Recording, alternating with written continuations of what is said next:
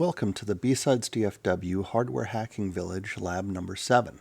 In this lab we're going to work with NeoPixels using an Adafruit trinket and coding them in CircuitPython. So let's take a look at our schematic. So on this schematic we're going to use an Adafruit trinket, and you'll see that we're going to connect up to D0 the control pin for a strip of NeoPixels. That control pin is going to have a 470 ohm resistor on it. The D1 port off the trinket is going to be the control line for the 8mm NeoPixel that we're going to work with. It will also have a 470 ohm resistor on it. And then both sets of NeoPixels are connected to the 5-volt power source and ground. Now between 5-volt and ground we're going to have a capacitor. Normally with a strip of NeoPixels we'd use a large capacitor like a 1000 UF, but in this one we're going to be using a 220 UF capacitor, that's microfarads. Which should be enough for the 4 NeoPixels that we have. And then optionally, you have the battery connector here. If you wanted to connect up a battery to run this instead of powering it off the USB connected power, you can do that. But I would note that the trinket has a battery connector pin. And while that might power the trinket, it's not going to provide the 5-volt output power for the NeoPixels. But this USB 5-volt pin on the trinket can be either an input or an output for power. So we're going to wire the battery into a 5-volt USB port, which will power both the trinket and the NeoPixels. I won't be going into actually assembling that in this video, but it is an option using the terminal connector that was included in the hacking kit, as well as the battery connector that's in that kit. So you should have everything you need to implement that should you wish to.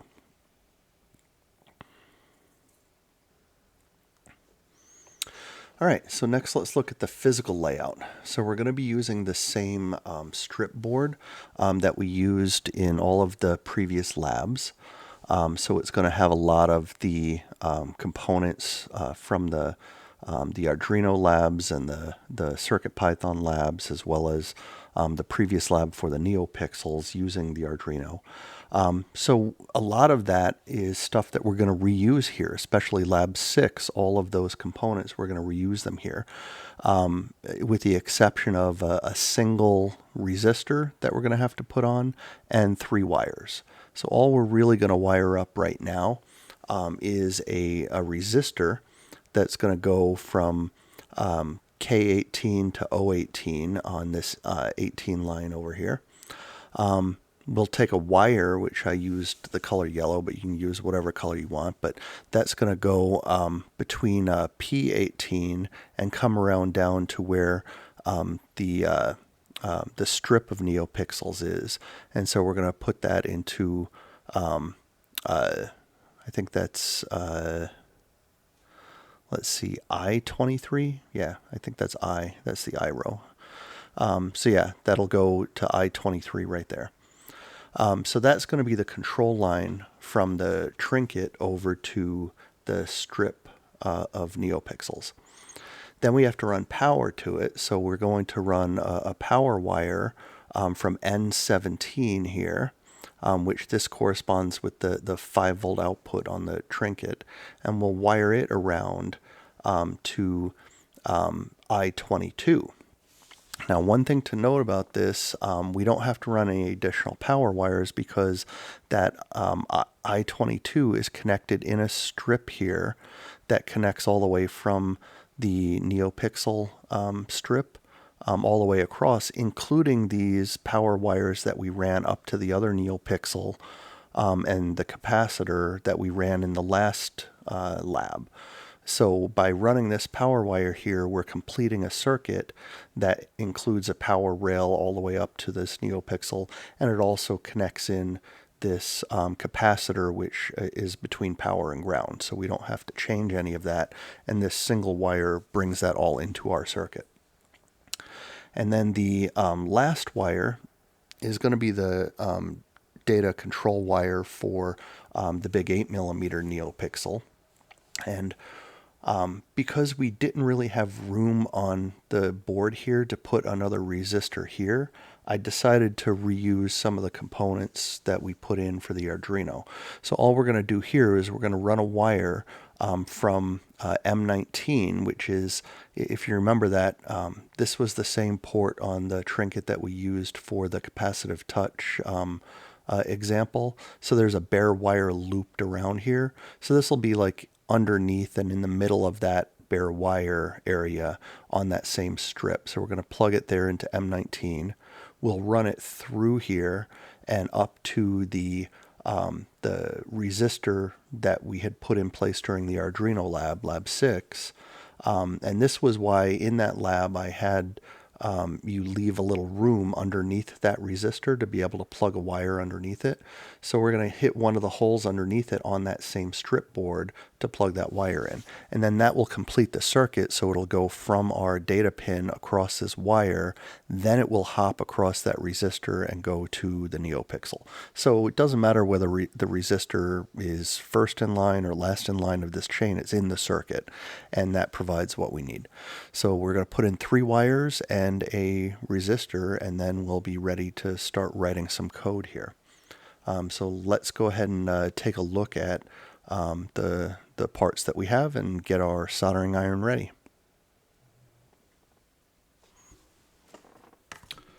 All right.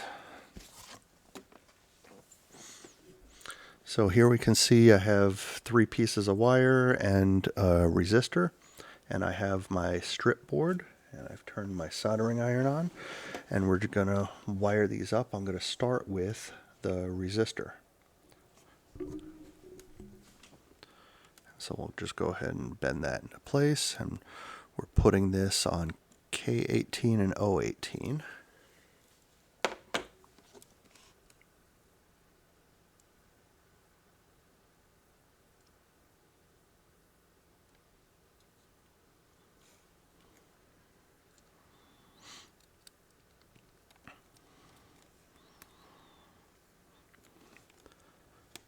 And so let's go ahead and solder that down.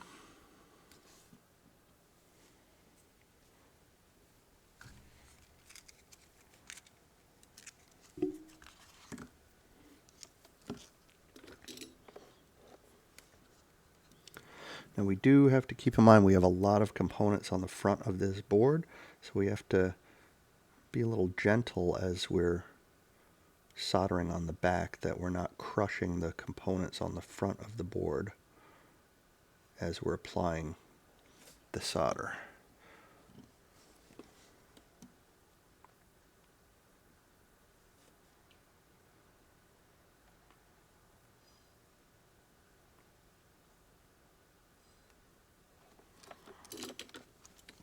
Okay, let's trim these ends off.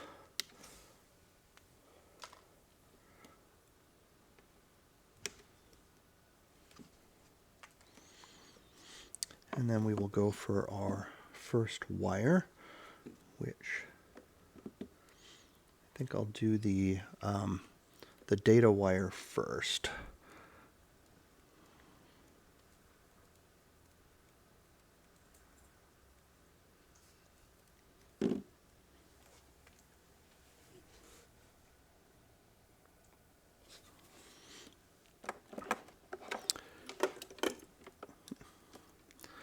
All right, so this we're going to run between P18 and I23. So I got to kind of work it around this LED.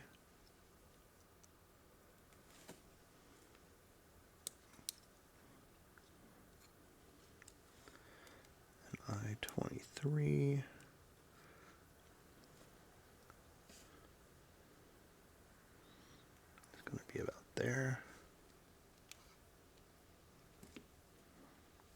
Let's trim this end off.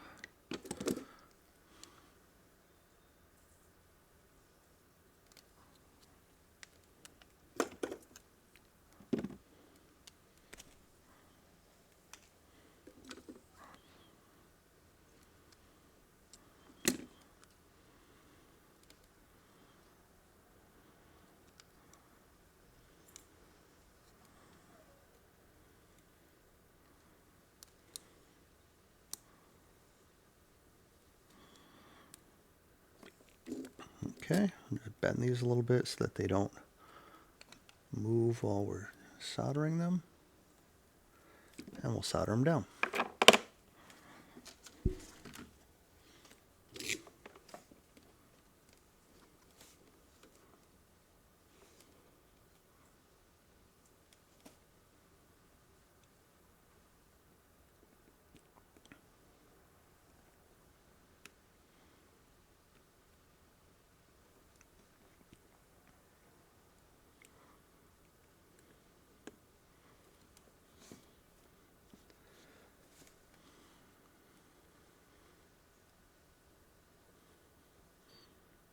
These wires can get a little tricky if you're trying to avoid a bridge.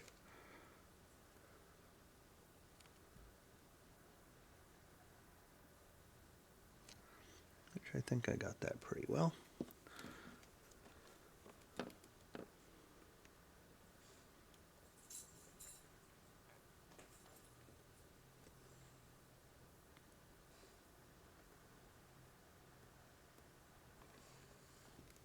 All right.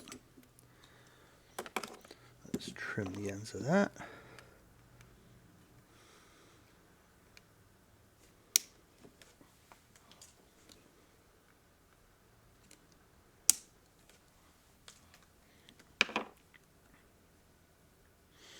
Okay, so now our next wire that we're going to deal with will be the power wire that we're going to bring down.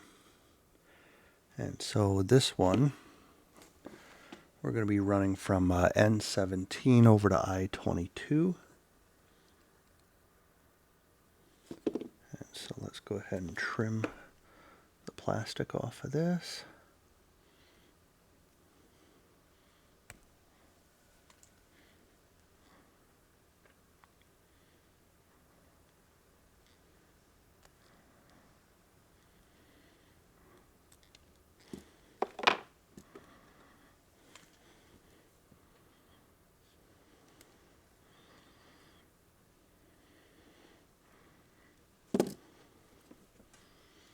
I'll have to go underneath the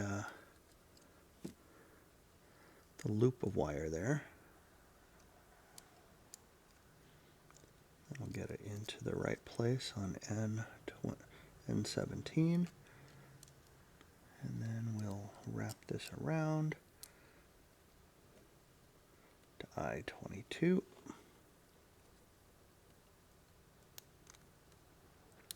Pop it in place.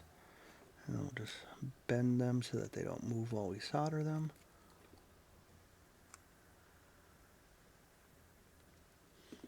And we'll solder those up.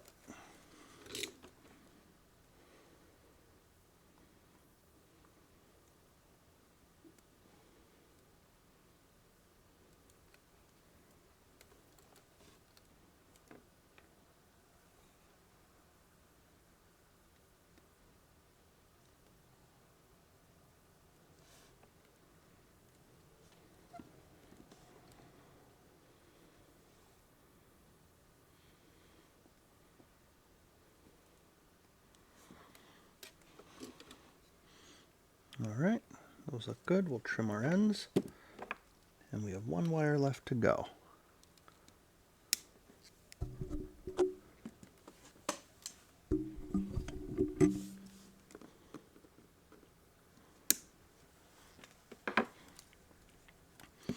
Okay, so this last wire, we're going to be running from just underneath this bare wire loop all the way over to where this resistor is kind of stood up here. So it's, let's take a look. M19 to G5, is that right? Yeah, M19 to G5. So let's kind of scoot this red wire over a little bit if we can, so it's not in our way. There we go.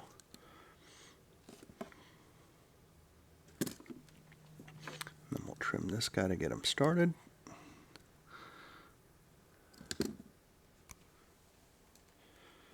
I'm not going to trim the other end yet because I'm not sure if this is the right length.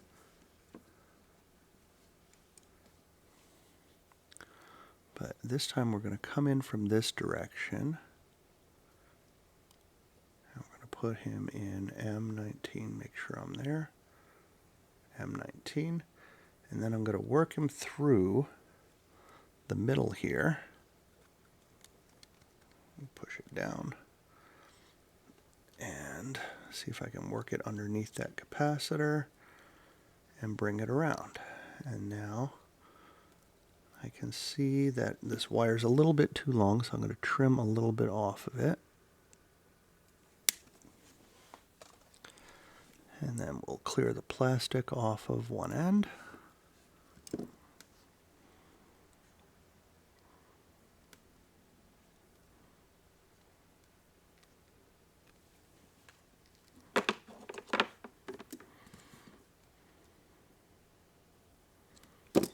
All right. Oh, bent it the wrong way.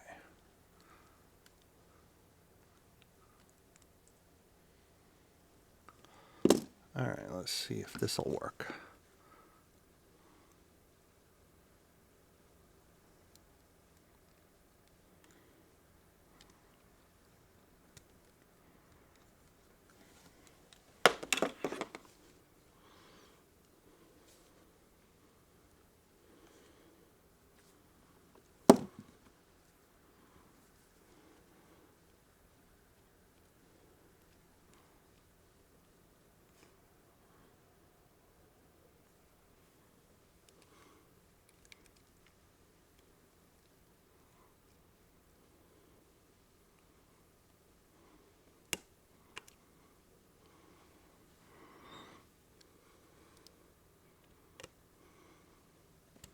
There we go.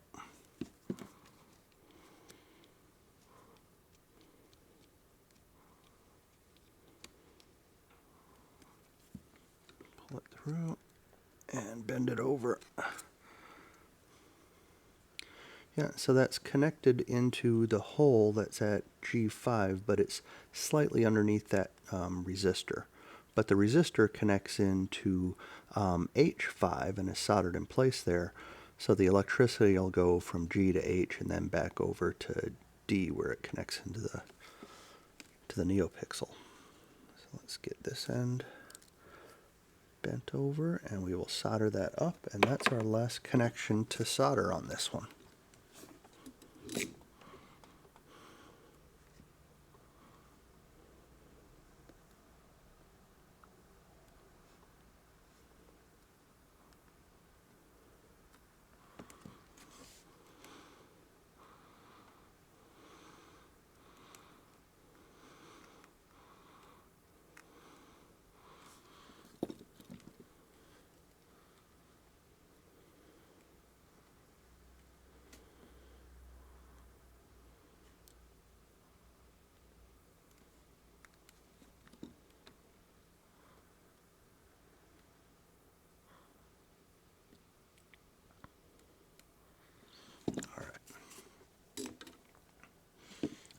Good.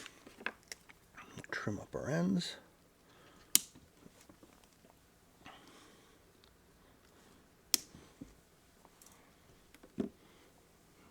Okay. And a couple things got bent down while we were working with them. We can readjust, and everything looks like it's good to work. So next we will plug in our trinket and get ready to load some code.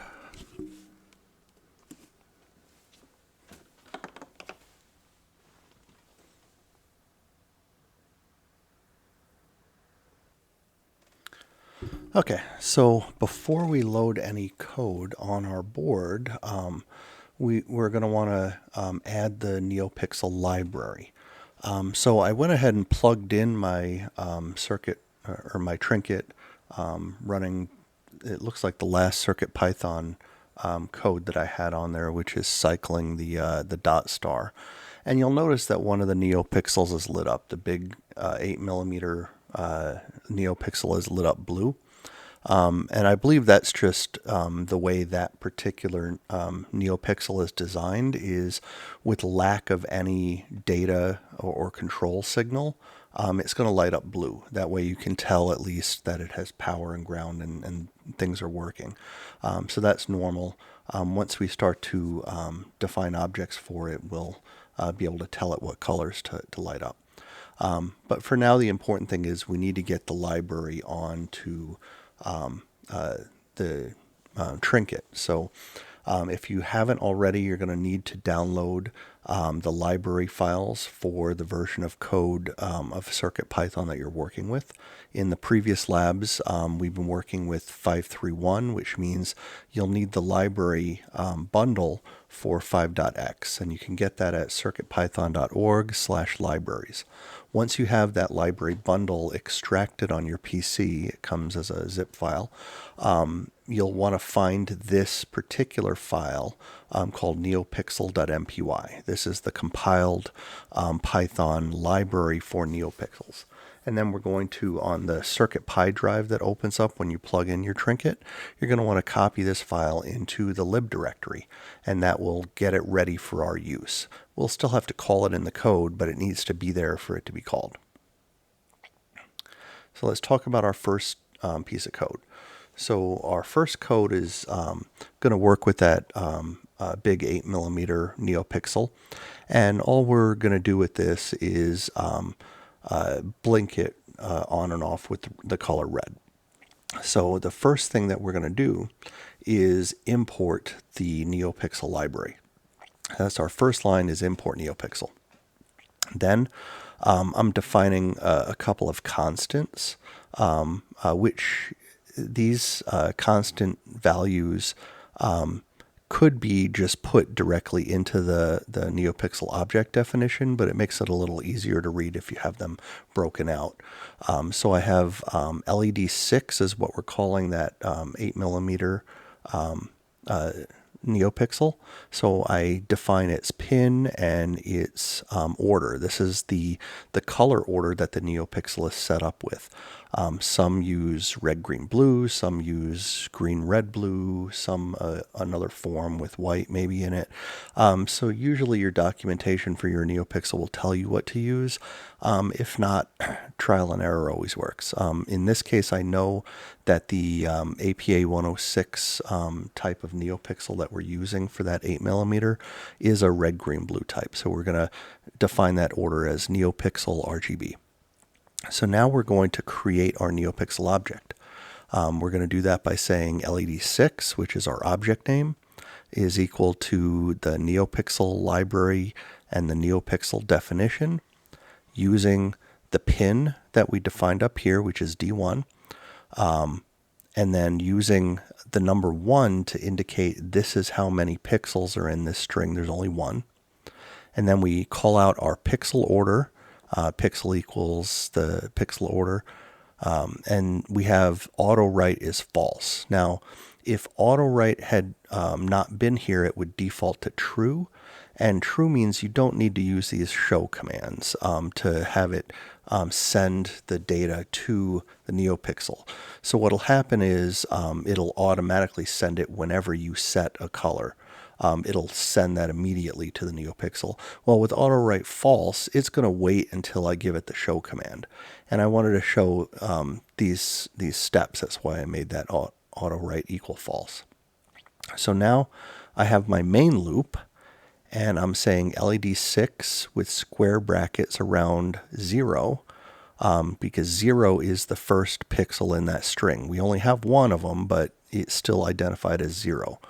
And it's identify kind of the way you would reference arrays. So you're going to have your first 3 pixels will be 0, 1, and 2 instead of 1, 2, 3. So 0 always starts it. And then what we're going to do is give that a list. And this list of values is the red, green, blue values that we want to set the color to. So 255 is red, 0 and 0 would be green and blue. We're going to show that, and then we're going to use time sleep to pause this for half a second. And then we'll set the LED, that same LED NeoPixel to all off, and then we'll wait half a second, and we'll repeat that. So the way this works, once you've defined the NeoPixel object and you reference it kind of like an array, other than that, it's going to work just like any other LED would in your code. So you can easily incorporate it into loops and with delays and whatever else you need to do. So let's go ahead and get this code loaded up. Let's see. It looks like right now it's running my .star code. So we're going to go ahead and copy our blink code here from another editor that I have it in, and I'm going to just delete everything that's here and paste it. And so we can see I have my import. I'm setting these values. I create the object, and I'm going to blink it red off. And while I am getting this in view so you can see what's going on, I'm going to hit save, which should push this to the board. And we can see it did. So now my LED is flashing red on and off. So that was a simple example that showed you the basics of setting up the object and what definitions go into that object. And how we're identifying the NeoPixel individual pixels. And so when we go to move to the next code, which we'll talk about the strip, we'll see how we can expand upon that knowledge. So let us jump over here to the next slide. Oops.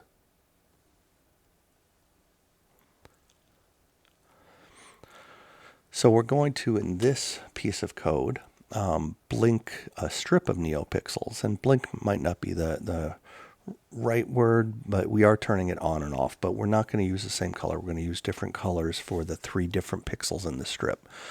So basically, we're just expanding on the code we already had. We're still importing the Neopixel library. In this case, we're using LAB07 to reference the strip of 3 NeoPixels that we have connected here. And LAB07 is connected to D0 on the trinket. And its order is slightly different. Its color order is green, red, blue. So we call that out. And then we set up our 2 objects, NeoPixel objects. So we have LAB6 and LAB7.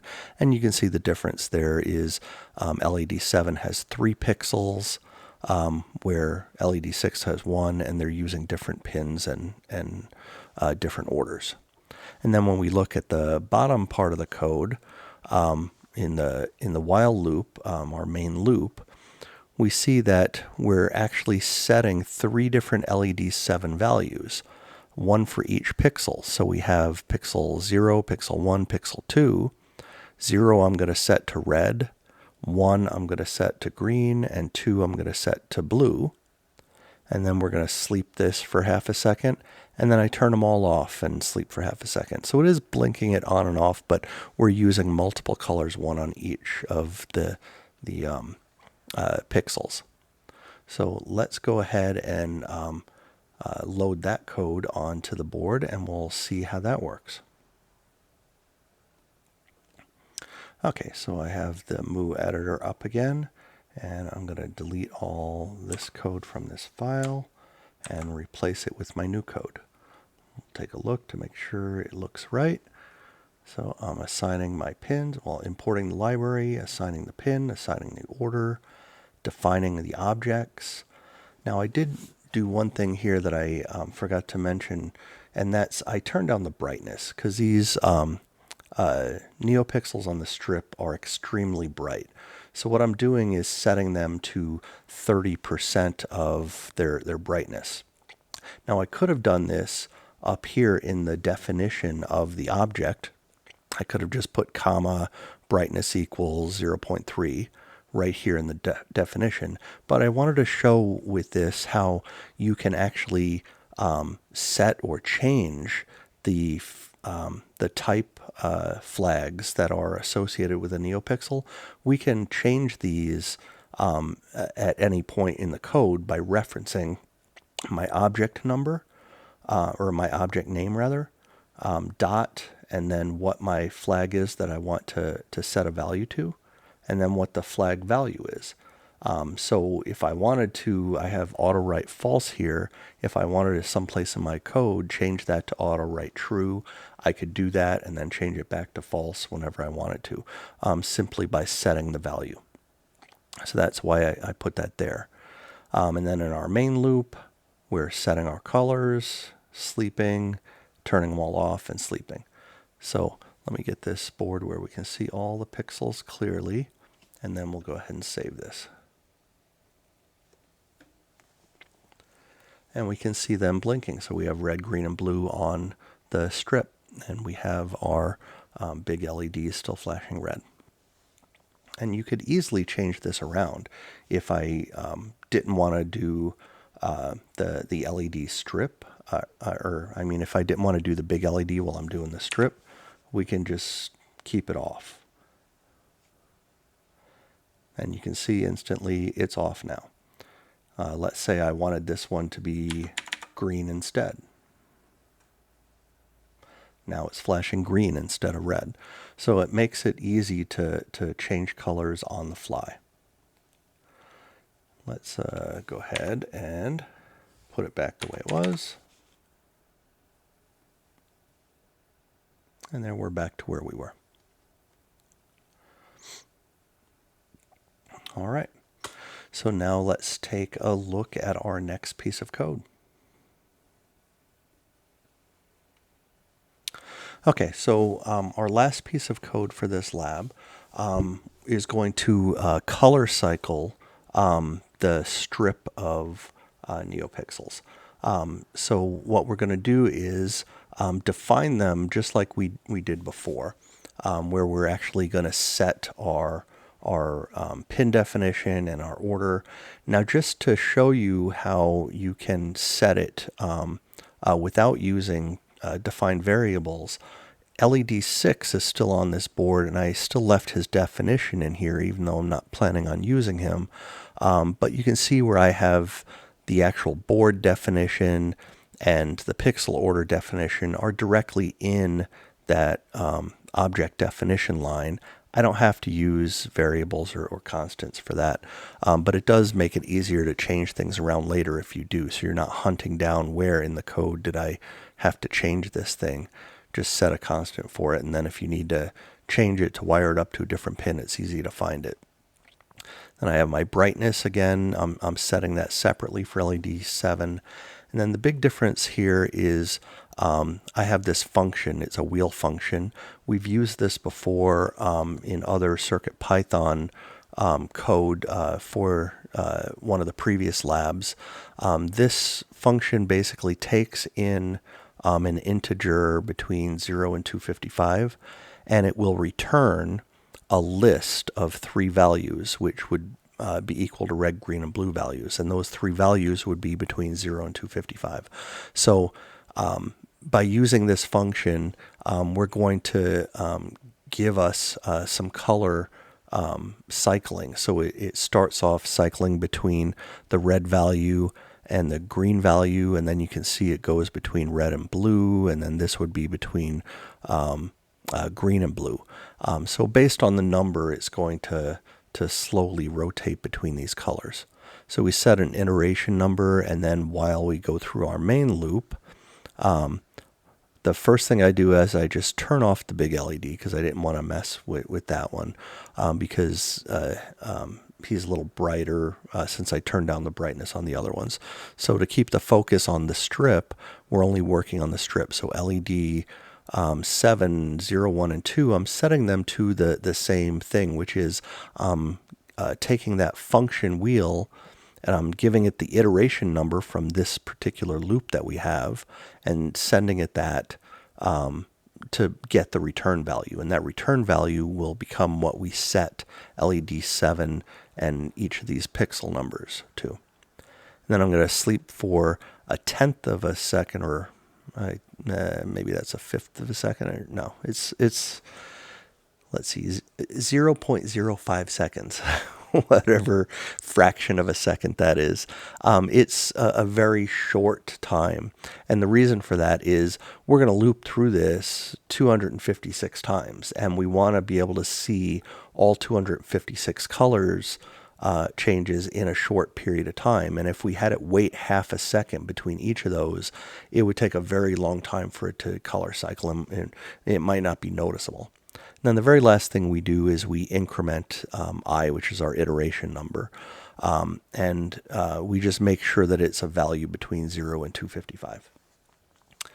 And so let us go ahead and load that code on our board and see what it looks like.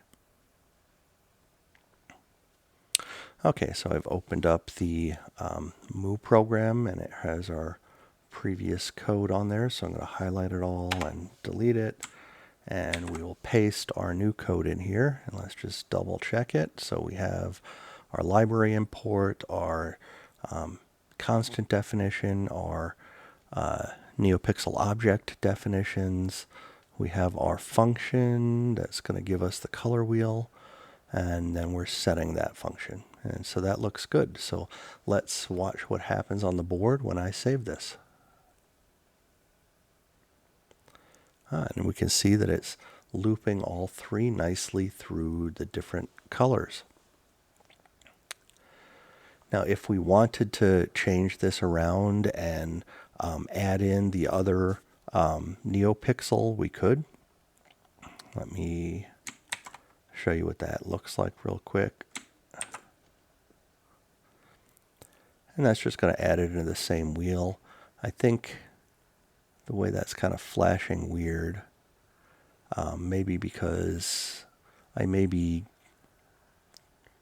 not smooth enough on my power, because I'm only using a 220 UF capacitor. Having all these things flash very bright colors may not be the best for this board, so we're going to go ahead and zero that out again.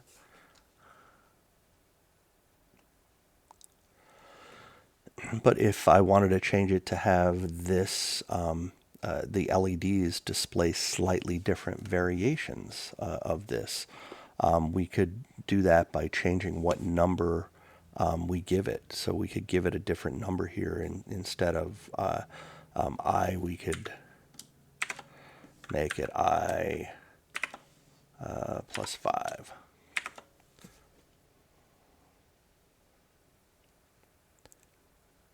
And it's hard to see here, but it is slightly different. Let's actually bump it up. And now it's more noticeable. So we can see that that middle pixel is doing the color shift just like the others, but it's off by a segment. So it's not showing the same exact color. So those are the things that you can do to play with the code here and make it do what you want. But it's very easy to work with NeoPixels. And while we're working with a strip of only 3 here, you can work with strips that have hundreds, as long as you're providing external power to the strip and not be solely dependent upon your microcontroller power. The only real limit is going to come into how much RAM your microcontroller has to actually control that many. It'll be less of a power issue and more of a RAM and programming issue at that point. But yeah, that is the last piece of code there. Let me turn that off for just a second because I want to try to give you a better view. Let's see if I can turn this light off. And this is at 30%. You can see how bright those are. They are very fun to play with.